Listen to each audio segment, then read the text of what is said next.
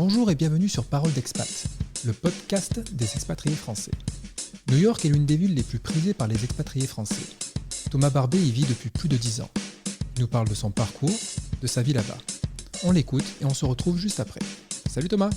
Salut, comment ça va? Écoute, ça va très très bien. Merci d'être avec nous aujourd'hui. Tu es en ce moment à New York. Oui. Et ça fait quelques années que tu es là-bas déjà. Oui, ça fait un paquet d'années, ouais. Ça fait 10 ans. Ça fait 10 ans et tu y fais quoi? Alors, je suis Sony, je fais de la cyber security pour eux. C'est assez récent, parce que j'ai bougé de boîte en décembre. Et avant ça, je faisais plutôt une start-up.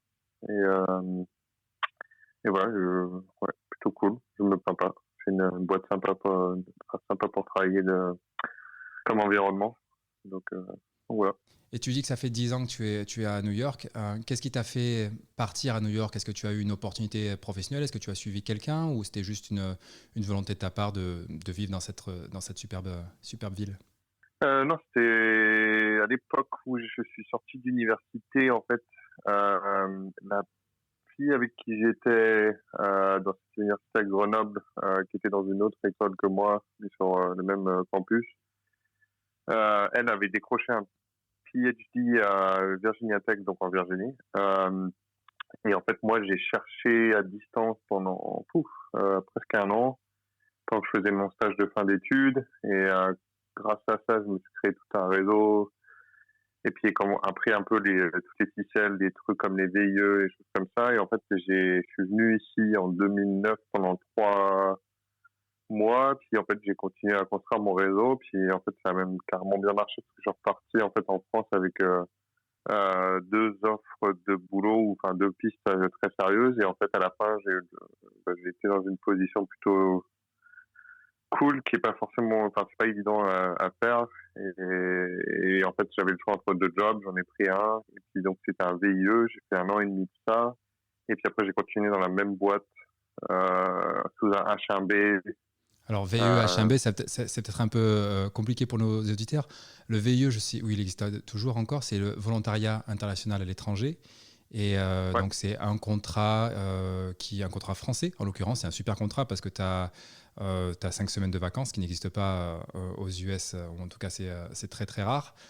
Et le H1B, c'est un contrat qui te permet de rester combien, 4 ans, 5 ans aux US, renouvelable? Ouais, c'est 5 ans et tu renouvelles au milieu. Attends, non, c'est 6 ans total, et tu fais à 4 ans, tu dois juste resoumettre des papiers, et ça l'étend automatiquement à 6 ans. Et en fait, c'est le H1B, c'est souvent le Graal.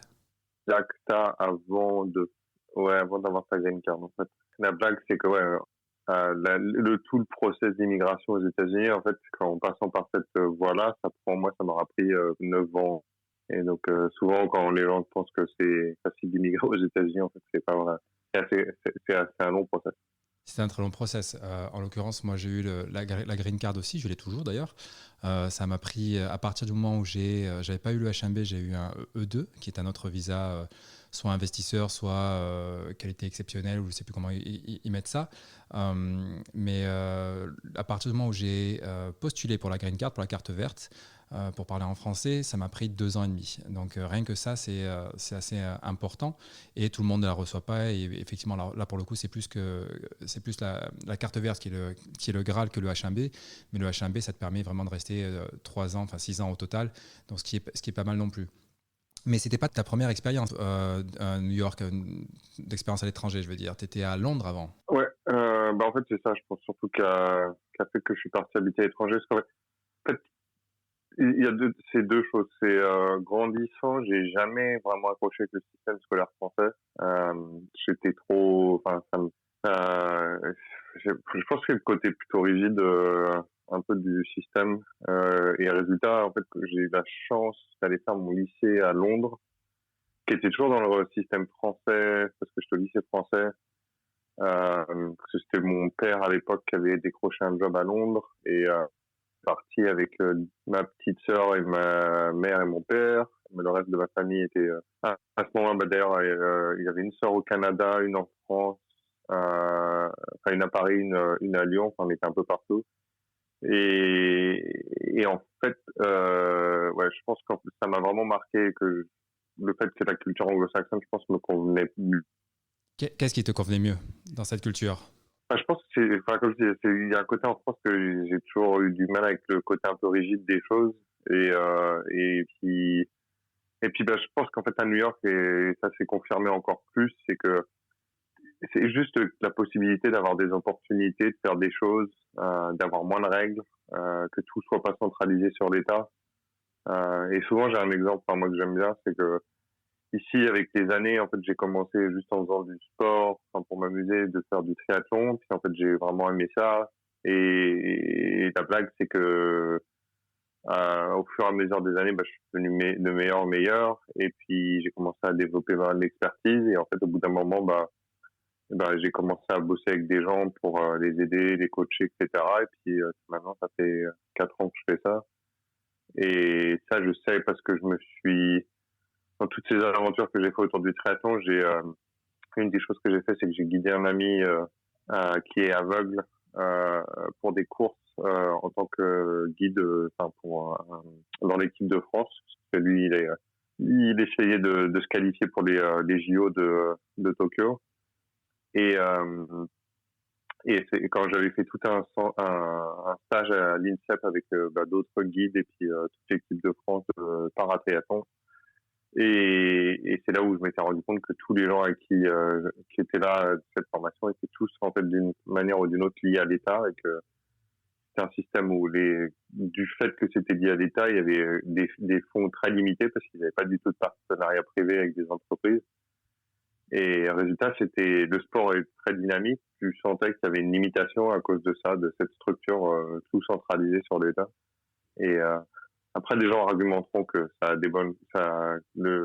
l'inverse, donc le système privé est pas forcément très égalitaire, etc. Mais au moins, il crée des opportunités. Parce que des fois, moi, c'est la sensation que j'ai, et même c'est peut-être un peu une trouille si un de ces 4 matins, je décide de rentrer en France, c'est de me retrouver avec ça, de pas avoir fait la paix avec ce côté un peu rigide que j'ai expérimenté pas beaucoup en étant plus jeune et qui m'a poussé à partir de France. Alors, tu parles, tu as lâché un mot là qui est très important, c'est le mot opportunité. Et c'est vrai qu'il revient souvent quand on parle aux expatriés en général, mais surtout pour ceux qui sont aux États-Unis, où là-bas, on ne regarde pas vraiment tes diplômes, mais plus, ils sont plus prêts à te donner ta chance. Ils sont aussi très rapides à te l'enlever et te dire, ben voilà, t'as pas été rentable pour nous, donc on te licencie. Mais au moins, on te donne ta chance et du coup, si tu es prêt à faire tes preuves, si tu es prêt à travailler dur, tu peux effectivement tu peux avancer, quoi. Ouais. Et c'est marrant parce que c'est assez limite parce que par exemple et ça c'est par exemple un des avantages de travailler dans une grosse boîte comme Sony en ce moment. J'ai accès à beaucoup de choses sur des webinars, des conférences, quelque chose comme ça sur la pandémie que je travaille. Et dedans, enfin, une des choses qui est marrante, il disait, c'est vrai qu'aux États-Unis, il y a une valeur énorme qui est portée les Américains aiment toujours dire qu'ils travaillent dur. Et c'est leur grand truc et ils sont très, des fois c'est pas travailler smart, c'est travailler dur, quoi. Mais bon, je pense que ouais, pour les esprits et les gens qui sont pour qui la liberté d'entreprendre est importante, ouais, c'est une culture qui correspond beaucoup mieux. Et je pense que c'est ça qui se passe, c'est que s'expatrier, des fois, c'est pas fait par choix. Et quand c'est fait par choix, je pense que c'est très lié à ce genre de choses comme ça. C'est la capacité à avoir des opportunités, et puis, en fait, passer par exemple 10 ans où moi j'ai pas arrêté d'évoluer parce que je suis arrivé ici, du project management, enfin la gestion de projet pendant 5-6 ans, puis en fait on m'a donné l'opportunité dans une start-up de faire la mise en place de toute la cybersécurité de la boîte, parce que c'est une petite boîte au début. Quand je suis arrivé, il y avait genre 15 personnes et en fait enfin voilà, on est passé de 15 à 100 et puis j'ai construit toute l'architecture en cybersécurité. Alors j'ai pas de diplôme là-dessus, j'ai pas j'ai pas particulièrement d'expérience, c'est juste que j'ai utilisé parce que je savais déjà, puis après j'ai appris beaucoup d'autres choses et puis voilà. Et donc je pense que ouais, c'est assez comme tu dis, c'est ça. Il donne l'opportunité aux gens et par contre voilà, faut bosser dur parce que faut quand même mériter et puis pas faire de bêtises quoi. Faut faire son travail correctement et donc voilà. Toi, quand tu es arrivé, donc pour qui veut venir aux États-Unis, il faut avoir une offre d'emploi, donc tu avais déjà ça de réglé. Est-ce que tu connaissais du monde quand tu es arrivé à New York? J'avais un cousin qui était là, qui bossait pour une banque, ce qui est assez commun à New York. Et puis, c'était tout. Et en fait, assez rapidement, je pense que beaucoup de Français font ça, j'ai contacté d'autres gens qui étaient arrivés en VIE au même moment. Et puis, en fait, ce groupe de gens avec qui je me suis bien entendu. Comment tu as fait pour les contacter, ces gens-là? Est-ce qu'il y avait un site internet ou un email que tu pouvais envoyer ou Ouais, non, c'était sur un forum sur le site qui est quand tu fais un VE, tu as accès à ce site et donc il y avait un forum et puis on s'est contacté et en fait on a fait une soirée Saint-Patrick dans un bar et puis après de là après on a continué à se voir régulièrement. Et tu avais quel âge? Parce que j'ai pas fait le compte tout à l'heure, mais quand tu es arrivé à New York, tu avais quel âge exactement? 26. Donc 26, tu as plus de 21 ans, donc tu as le droit d'aller dans les bars et de boire.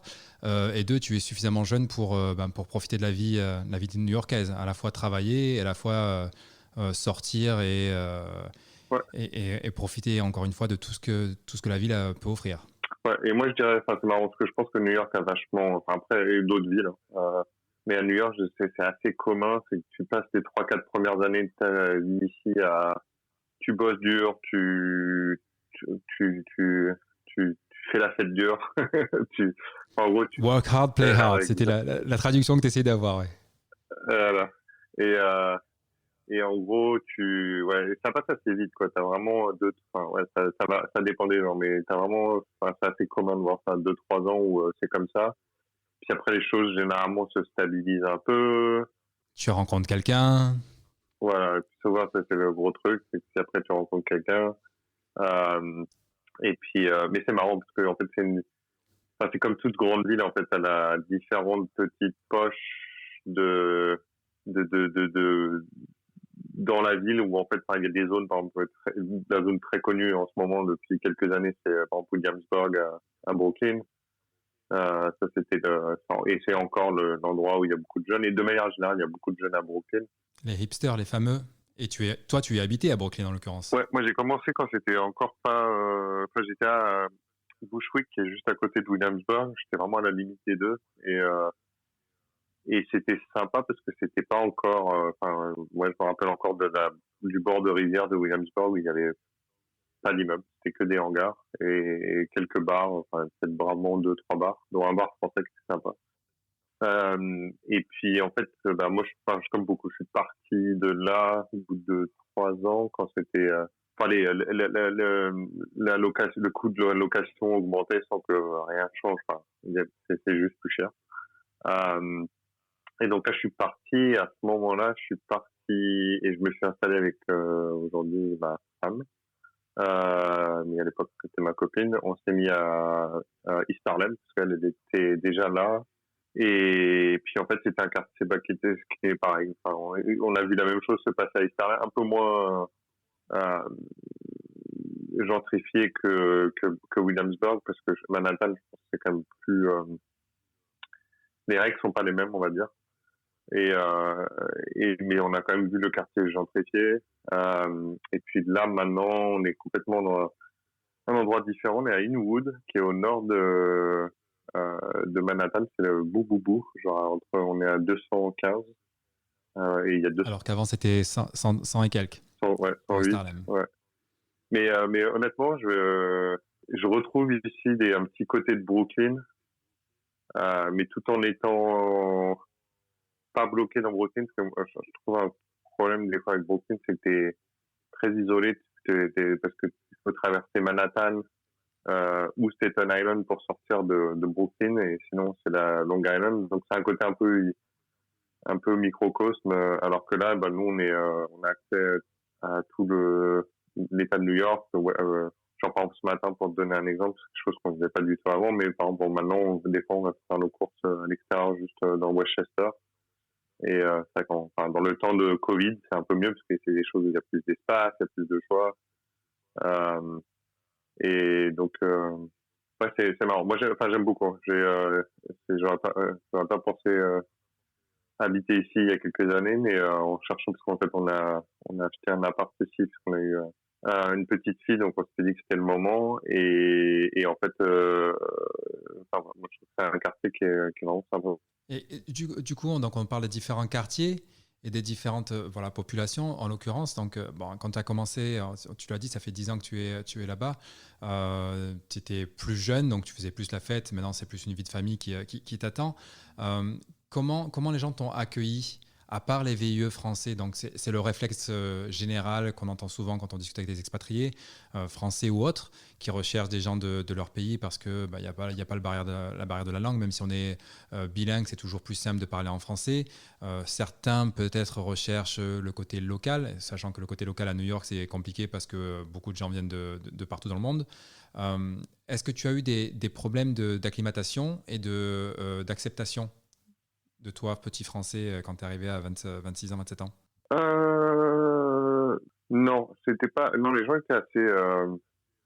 Ouais, moi, j'ai jamais eu de problème là-dessus. C'est plus, je dirais, un truc que j'ai pas eu quand j'étais en Angleterre, c'est qu'ici, des fois, la langue et l'accent ont été une barrière parce que ici, ça parle super fort avec un accent qui est pas l'accent anglais. Et je sais que pendant plusieurs années, ça a un peu changé mon caractère parce que par exemple, je parlais pas forcément autant que je parlerais si ça avait été en français, dans des discussions de groupe, et des choses comme ça, j'étais plus discret. Et souvent, en gros, ce que j'essaie de dire, et je pense que ça c'est vrai, on dit souvent que les gens, en fonction de la langue et en étant parlant dans une langue différente et dans un différent pays, à terme, ça change leur caractère. Et moi, je pense que j'ai effectivement un caractère. Maintenant que les deux sont un peu mixés, mais j'ai un caractère qui est mon caractère quand je suis aux États-Unis, et il y a aussi mon caractère quand je suis en France. Et je pense que si demain je rentrais en France, je pense qu'il y a certaines choses que je fais plus aujourd'hui, et, et inversement. Ah bah justement, j'allais t'en parler. Quelles sont les différences, que ce soit de culture, de mentalité ou autre, qui t'ont peut-être surpris, qui t'ont peut-être choqué, que tu apprécies ou que tu n'apprécies pas? Donc tu parlais tout à l'heure du côté de l'État en France, du pouvoir de l'État qui est peut-être un peu too much pour toi, mais au-delà de ça, au niveau de la culture par exemple, est-ce que tu vois une grosse différence? On parle des Américains qui sont toujours très, comme tu disais, qui parlent très très fort, qui sont toujours USA, USA, alors que nous on n'est pas très très chauvin, ou enfin on ne monte pas de la même manière, on va dire. Qu'est-ce que toi, qu'est-ce qui t'a surpris ou qu'est-ce qui t'a plu ou qu'est-ce qui t'a déplu? En ce moment, pour être très honnête avec toi, c'est difficile de parler des États-Unis d'une manière très positive, parce qu'il se passe beaucoup de choses assez négatives. Et, et j'ai envie de dire que tout ce qui se voit en ce moment est la partie de l'Amérique que les Américains n'aiment pas montrer. Et c'est pour ça que souvent on rigole avec le cinéma, la télé, etc. Mais ils sont très forts à montrer ce qu'ils ont envie qu'on voit, pas forcément montrer ces choses plus compliquées. Et sauf que là, en ce moment, c'est en train d'un peu d'exploser aux yeux de tout le monde. Et ouais. Et donc, moi, je dirais que il y a des choses très difficiles, c'est la relation qu'ont les Américains face à l'argent et la politique, l'éducation, la santé, parce que beaucoup de choses quand tu les as mis, mais euh, c'est très différent par exemple, d'une éducation française. Alors là, tu touches quelque chose parce que tout à l'heure, tu disais que ce que tu n'aimais pas, c'était le rôle de l'État qui est très important en France, qu'il est un peu moins aux États-Unis, qu'il est beaucoup moins en l'occurrence. Mais là, on parle vraiment, quand tu parles de santé, ne serait-ce que de la santé, c'est possible en France parce que c'est l'État qui pousse à ça. Si on devait dire que tout était privatisé, on aurait le même système qu'aux États-Unis et ce serait un problème. Donc il y a aussi, tu vois, par rapport à ce que tu disais tout à l'heure, il y a du bon et du moins bon aussi. Ah oui, et pour être honnête avec toi, ce qui se passe en ce moment, par exemple, tout ce qui se passe aux États-Unis en ce moment, c'est parce que on peut le tourner comme ça, c'est que il y a la liberté de pouvoir penser, dire ce que tu veux, et résultat, en ce moment, il y a des gens qui pensent et disent ce qu'ils veulent, et c'est pas forcément c'est pas beau à voir, euh, mais ouais, et une partie de ça, c'est que, alors, moi, c'est mon interprétation, mais c'est que, par exemple, je lisais un article sur l'éducation, pourquoi les coûts de l'éducation avaient augmenté tellement aux États-Unis ces dernières années, et un des facteurs majeurs, c'est parce que les participations des États dans l'éducation ont diminué depuis 25 ans. Et donc forcément, pour remédier à ça, les universités, elles, ont augmenté leur fille. Et, en fait, à côté de ça, en plus, il faut rajouter aux États-Unis l'inflation, puis le niveau de vie qui augmente, etc. Donc, ça a fait que s'adapter vers le haut. Et, donc, fondamentalement, un système qui, au démarrage, était une bonne chose, et ou pas forcément une mauvaise chose. Euh, Parce que le mécanisme du capitalisme, c'est que ça continue à s'étendre et à se développer, etc. Mais s'il s'avère qu'à des moments, les politiques euh, font des choix qui sont trop libérales et qui justement enlèvent des fonds et des choses comme ça, c'est un système qui a tendance à creuser les écarts. Et aujourd'hui, ils en sont arrivés à un point où ça va être très très dur de corriger ces choses-là. Il y a Obama qui a essayé de faire quelque chose avec le Obamacare. Mais comme tout le monde peut le voir, il y a des gens, c'est leur boulot juste depuis des années d'essayer d'enlever ça. Alors Obamacare, pour ceux qui ne savent pas, encore une fois, c'est le système de santé qui permet d'avoir un système de santé universel en gros, qui permet comme nous de financer, chacun finance le système santé de tout le monde en gros. Sachant qu'aux États-Unis, si tu veux avoir une mutuelle, il faut que tu payes très cher en fonction, il ne faut pas que tu aies pas de cas préexistants. Je le rappelle souvent, mais pour ma part, quand j'étais aux États-Unis que je payais une mutuelle, je payais $600 par mois, ce qui n'est pas possible pour tout le monde. Et tout n'est pas pris en charge, bien sûr, même avec ce prix-là. Donc c'est vrai que c'est compliqué. Et Obama, quand il est arrivé au pouvoir, il a dit qu'il allait faire quelque chose un peu plus comme, on va dire, comme la France, pour que ce soit plus simple. Ouais. Mais donc, ouais, enfin, en ce moment, un peu pour répondre à ta question d'origine, c'est pas facile de voir. Il y a beaucoup de choses, et parce qu'il y a la situation de Covid et la situation politique, euh, c'est très focalisé sur les choses pas forcément positives. Après, dans le positif, je dirais que l'air de rien, voilà, il y a le côté si tu travailles dur, euh, tu peux arriver à, en gros, faire ce que tu veux. Il n'y a pas des limitations sur lesquelles tu n'as aucun contrôle. Euh, Ensuite, c'est un très beau pays. C'est un énorme pays. Il y a beaucoup de choses à voir, il y a beaucoup de diversité. Et maintenant, on a une petite fille de 19 mois. Voilà, elle grandit dans un environnement où, enfin, voilà, c'est un pays où il y a elle a tout ce dont elle a besoin, et puis elle aura des opportunités autant qu'elle veut. Et donc non, ah tiens, c'est réveillé. Je sais pas si tu entends, mais voilà. Mais ouais, encore une fois, aujourd'hui, c'est un peu compliqué de voir les choses positives. Et puis, puis après, notre cerveau humain a toujours tendance à se concentrer sur ce qu'on voit, sur le négatif plutôt que sur le positif. Mais après, ouais, je te dirais, voilà, la vie est quand même agréable. Et puis moi, si par exemple, tu vois, je dirais dans la pandémie, un truc que j'ai beaucoup apprécié dans la culture américaine, c'est que les gens se laissent pas abattre, et puis se sont pas se sont pas focalisés sur les choses qu'ils pouvaient pas contrôler. C'est-à-dire qu'ils ont essayé d'avancer parce que c'est la nature parce que la vie ici est tellement dure, parce que, bah, comme on discutait plutôt, si tu te bats pas pour ce que tu voudrais avoir, bah, on va pas te le donner, quoi. Et donc, les gens, en fait, ont été très, très, très, très positifs. Il y avait par exemple cette chose qui était vraiment sympa, pendant presque, ouais, ça a duré presque 2 mois. Les gens, tous les soirs à 7 heures du soir, applaudissaient, tous ce qu'on appelait les essential workers. Ce qui a été fait aussi en France, hein, en l'occurrence, et Ouais. dans d'autres pays. Mais c'est vrai que les États-Unis savent le faire, encore une fois. C'est un pays d'entertainment, comme on dit, de divertissement. Donc, ils sont très, très forts pour ça. Ils ne sont pas timides. Ils peuvent sortir et crier, et chanter et applaudir. Et c'est vrai que pour ça, ils sont vraiment, vraiment très, très forts.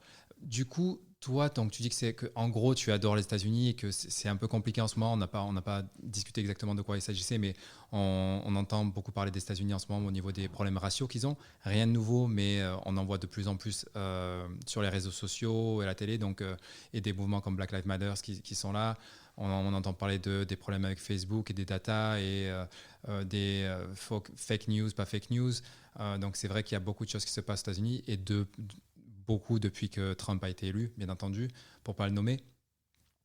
Mais toi, du coup, est-ce que tu te sens prêt? Est-ce que tu voudrais revenir en France, sachant que ta femme est américaine, mais parle français? Donc pour elle, ce ne serait pas un gros souci. Il n'y aurait pas une barrière de la langue, par exemple, qui peut être le cas pour d'autres couples qui se disent, bon, bah, c'est impossible de rentrer en France parce que ma femme ou mon mari ne parle pas français. Toi, ce n'est pas le cas. Est-ce que c'est quelque chose qui vous intéresse ou pas du tout? Pour vous, c'est fini la France? Euh, non, bah en fait, on a déjà, enfin nous, en fait, même avant d'avoir un enfant, on avait réfléchi à ça. Et comme tu dis, j'ai la chance d'avoir une femme qui est une partie de ces rares personnes qui est, en plus de parler français, c'est juste, elle a l'esprit, elle a réussi à diviser son cerveau enfin, et c'est là où je pense, enfin, c'est un peu pour ça que je pense qu'on est ensemble, c'est qu'on est, malgré le fait qu'elle ait grandi dans le milieu du Michigan, elle a ce côté complètement, surprenant qu'elle est, si tu l'écoutes parler en français, et tu la vois agir, ça serait très difficile de savoir qu'elle n'est pas française, enfin qu'elle est Pour américaine. moi, c'est la plus française des Américaines, c'est clair, hein. De tous les gens que je connais, Ouais. c'est assez impressionnant. Elle a vécu là-bas un petit peu quand même, elle a été étudiante là-bas, mais oui, c'est vrai que c'est assez impressionnant. Et donc tout ça pour dire qu'en fait, donc c'était tout bête, c'est qu'on s'est dit, ah bah tiens, on va avoir un enfant, et puis qu'est-ce qu'on fera en fait au moment où rentrer à l'école. Euh, on a pourrait éventuellement, puis on verra bien, hein, mais parce qu'après on sait pas toujours ce qu'on pense qu'on va faire. Enfin, la vie est pleine de surprises. Mais on s'est dit qu'on aimerait bien qu'elle ait l'éducation française, parce que on pense que c'est, et ma femme travaille dans l'éducation, donc c'est un peu peut-être aussi, mais elle connaît bien le système américain et elle connaît le système français parce qu'elle a aussi enseigné un peu l'anglais à des Français en France quand elle habitait là-bas. Et, euh, et en fait, on pense que le système français est meilleur. Et puis, d'une certaine manière, notre enfant pourrait passer du système français américain, je pense que ce serait faisable. Et il y aurait, parce que le système français est un petit peu en avance du système américain en termes d'années. Mais par contre, l'inverse, je pense que ce serait impossible. Et donc, en fait, très pragmatiquement, on pense aujourd'hui dans notre tête qu'on se dit qu'on rentrerait bien en France au moment où ça serait le moment de faire l'école primaire. Et la deuxième raison aussi très pragmatique, c'est que moi, je suis parti, l'année où je suis parti, quand j'ai décidé de revenir ici avec mon H1B, en fait, mon père est décédé quasiment le même mois. Et un des trucs que j'ai regretté, c'est de pas être là juste avant. Et donc, j'aimerais bien aussi pouvoir être là pour que mon enfant puisse grandir avec sa grand-mère. Et puis moi, pour être... je sais pas ce que je fais partie, c'est marrant, c'est peut-être une chose que j'ai appris ici, où il n'y a pas de population ici, où c'est très important de prendre soin de culture. Donc, par exemple, culture chinoise. de prendre soin de ses parents et choses comme ça. Et moi, c'est quelque chose que je pense que j'aimerais bien faire aussi, c'est être présent. Donc voilà. Donc pour ces 2 raisons assez pragmatiques, il semblerait que on pense que d'ici 5 à 6 ans, on irait en France. Mais bon, après, comme je disais plus tôt, c'est jamais de quoi la vie sera faite. Donc faut être prêt à s'adapter. Et tu penses que tu arriveras justement à te réadapter au système français et à la vie française qui sera totalement différente? Je ne sais pas où vous habiterez, si ce sera en Normandie, ce sera à Paris, si ce sera dans le sud de la France, pourquoi pas. Mais ce sera forcément différent de New York pour le coup. Est-ce que tu as peur de ça ou est-ce que tu te dis on en reparlera le jour où ça arrivera? Ouais, enfin, je veux pas te cacher que c'est déjà moi mes seules expériences de travail en France, c'est un CDD et un stage. Donc j'ai genre moins d'1 an d'expérience de travail en France dans toute ma vie. Et j'ai entendu parler, enfin souvent, que ça le retour est pas forcément évident. Et donc non, je pense que ça sera.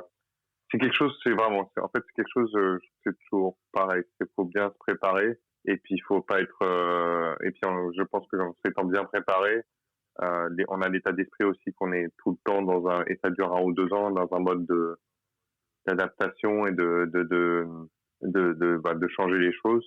Et donc, mais après, voilà, faut pas le faire, à la fin de la journée, moi, je le ferai parce que c'est quelque chose que ce sera un équilibre, familial, et quand je dis famille, c'est famille au sens général, c'est-à-dire ma famille et ma femme, mon enfant, et puis la famille plus large qui sont ma mère, et mes sœurs. Et donc c'est plutôt, je pense qu'en faisant ça, c'est pas en se focalisant sur soi-même, c'est là où je pense que ce sera quelque chose qui sera plus facile à gérer. Mais bon, je m'attends à ce que ça soit quelque chose de compliqué. Mais bon, après, comme ils disent ici, no risk, no reward. Donc pas de risque, pas de récompense. Donc faut savoir aussi. Moi j'aime bien cette description de, par exemple, c'est plusieurs cercles qui sont compris les uns dans les autres. Il y a la zone de confort, la zone de peur, la zone d'apprentissage et la zone de développement. Et c'est vrai que voilà, si dans la vie tu vas avancer, il faut mieux pas rester dans le premier cercle et t'as pas trop envie d'être dans le deuxième et le troisième. Le deuxième et le troisième peuvent être un peu durs, mais le quatrième c'est là où tu évolues. Et je pense qu'une vie bien menée, c'est une vie où tu fais ces choses-là. Donc, il faut juste pas se tromper ou savoir où est-ce que t'es, dans quel cercle, à quel moment, et continuer à essayer de te pousser à avancer pour arriver à cette situation où ça y est, les choses se stabilisent et tu recommences à évoluer, etc. Eh ben, écoute, c'est tout ce qu'on te souhaite ou qu'on vous souhaite en l'occurrence.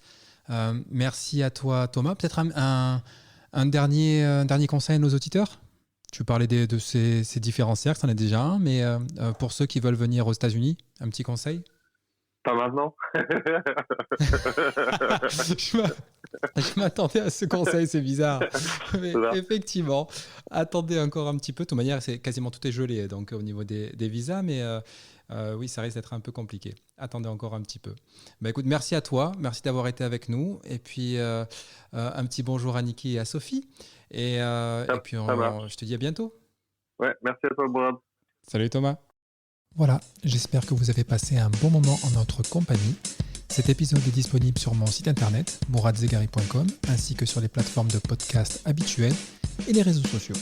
N'hésitez pas à laisser un commentaire et à partager s'il vous plaît. Je vous dis à très vite pour un nouvel épisode de Paroles d'Expat, le podcast des expatriés français. À bientôt.